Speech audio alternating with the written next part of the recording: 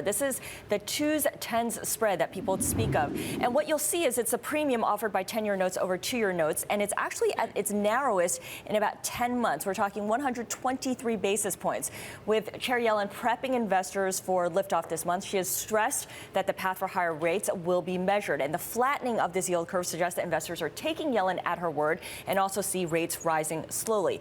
The interesting thing is if you max it out and go all the way back to, say, the 70s, the yield curve is actually fairly elevated compared with the long-term average. We're talking 124 basis points right now versus, say, 95 basis points on average going all the way back to 1976. And the reason why that curve is so important is because Citigroup says if it inverts, we're in big trouble here in the U.S. Citigroup out with a note today saying that we could see a global recession in 2016, saying there's a 65% probability of one here in the U.S. And part of that comes from the yield curve. If it winds up inverting, so if short-term yields are higher than longer-dated ones, that could mean that that there's economic risk in the system.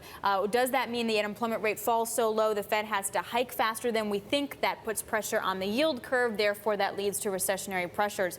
So a relatively, 65%, but I would say a somewhat bold call on the issue with the curve. Yeah, this is something that people are absolutely looking at, and it could seem very flat depending on your time horizon, right? If you're looking at the last 10 months, or fairly elevated if you go all the way back to the mid-70s.